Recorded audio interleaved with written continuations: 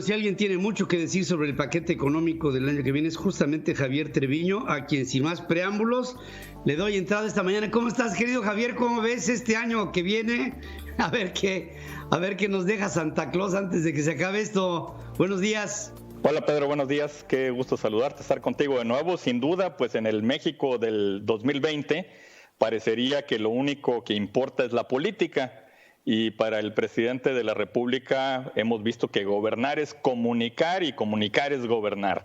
Pero la semana pasada nos recordó que presupuestar es también gobernar.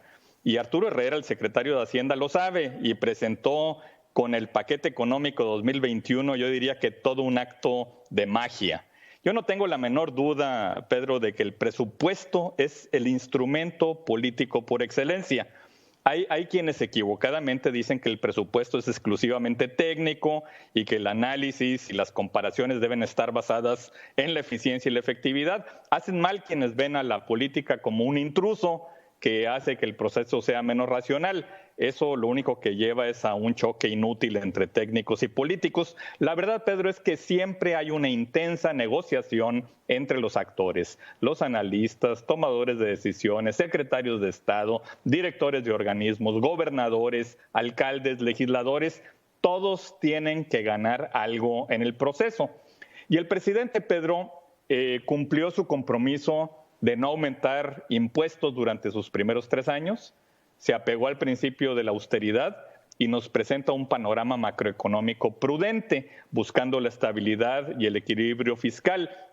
Según el secretario de Hacienda, las proyecciones del paquete 2021 no son optimistas, sino son responsables. Y yo creo que tiene razón. Si se piensa que habrá una caída del 8% y sobre ello un crecimiento del 4.6%, pues ni siquiera nos ponen los niveles de crecimiento del 2019. Y el secretario Herrera dice que lo que va a ir condicionando la recuperación económica, pues es el ritmo de la pandemia del COVID-19, y mientras no exista la vacuna, pues la economía seguirá operando en esas condiciones inusuales. Yo creo, Pedro, que el presupuesto vincula las tareas que se tienen que cumplir con la cantidad de recursos que se requieren para lograr esos objetivos. Y el presupuesto, pues es un conjunto de decisiones y ahí se plasma lo que el gobierno quiere y lo que no va a hacer. Y el presupuesto debería reflejar el consenso de la gente sobre lo que el gobierno debe hacer. Pero parece que para eso no hay consultas al pueblo sabio. Por ejemplo, Pedro, a ver, ¿es justo dedicar el 22% del gasto programable a una cosa que se llama fortalecimiento energético, mientras que el sector privado podría invertir en ello? ¿O es suficiente el 5.4% que se invertirá en salud? ¿O no debería el gobierno mejor apoyar a las micro y pequeñas empresas para preservar el empleo y evitar que una crisis de liquidez se convierta en una crisis de solvencia? ¿O por qué se dedican más recursos a los programas sociales de bienestar y se mantiene el mismo nivel de antes para educación o para los apoyos al campo y a las empresas? Cuando el secretario de Hacienda, Pedro, nos dice que el 80% del presupuesto son gastos obligatorios ya comprometidos, pues no se tendría que hablar también de una obligación del gobierno de implementarlo bien y sin interrupción. ¿Debería replantearse acaso la fórmula para la distribución de recursos a los estados? Cuando hablamos de 1.867.000 millones de pesos que se entregará a estados y municipios y que representan casi el 30% del gasto total y 55% de la recaudación federal participable, ¿eso es mucho o es poco? Yo creo que el presupuesto, Pedro, es un instrumento que refleja las prioridades del gobierno. Es un proceso de negociación y de mediación entre individuos que quieren cosas diferentes. Y el debate en el Congreso y las modificaciones reflejarán el grado de importancia que los diputados le dan a sus estados, a sus electores, a los grupos de interés que los apoyan. Y la publicación del presupuesto, bueno, pues va a ser el reflejo de la obligación de rendir cuentas a los ciudadanos que quieren saber cómo se va a gastar su dinero. Y el presupuesto es un vínculo entre las preferencias de los ciudadanos y los resultados del gobierno. Yo creo que es un gran instrumento de la democracia, o al menos debería serlo. Y el presupuesto es yo diría que es un espejo del poder, de la lucha entre grupos de interés, partidos políticos, gobernadores, alcaldes, refleja las decisiones de políticas públicas más importantes para una nación y por ello se necesita un proceso de decisión ordenado. Se requiere que sea escuchado todo aquel que tiene un interés legítimo en un tema. Se deben analizar opciones, alternativas, separar lo indispensable de lo deseable. Y hay muchos participantes con prioridades diferentes, Pedro. Hay muchas limitantes y restricciones y hay ganadores y perdedores. Pero a México no le basta con que triunfe la política. La gente debe ganar.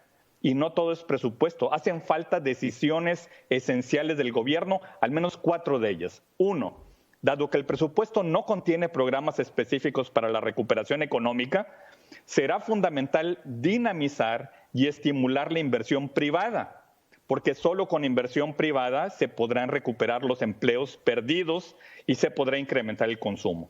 2, requerimos un ambiente de negocios que promueva la inversión con certeza jurídica, reglas claras que no se cambien constantemente.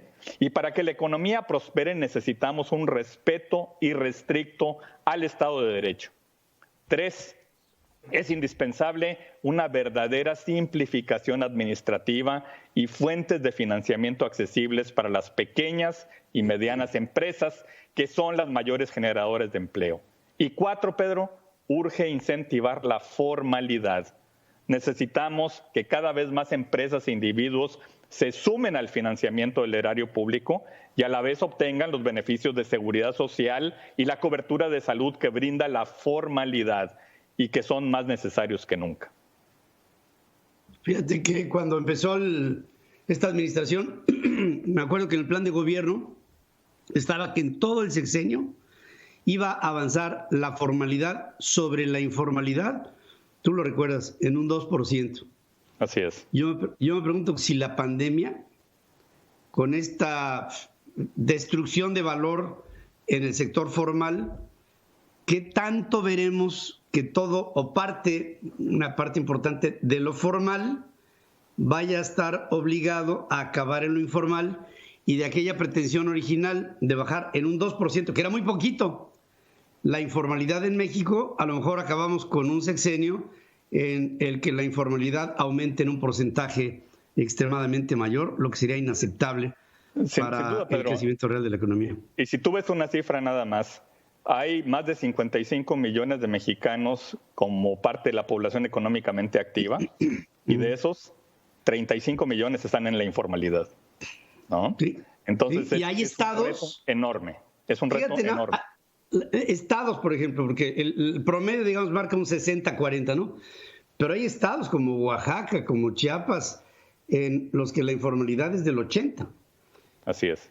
Pues tenemos ahí un problema tremendo. Tenemos muchos problemas económicos por delante y creo que ante todo este panorama que tú has pintado y una baja sensible en la aportación de los mexicanos a través de las contribuciones, yo creo que se dan los ingredientes para una ecuación que nos lleve a una tormenta perfecta, ¿eh? Pero ojalá y nos equivoquemos en todas estas cosas, pero desde aquí te mando, querido Javier, un abrazo con todo mi cariño.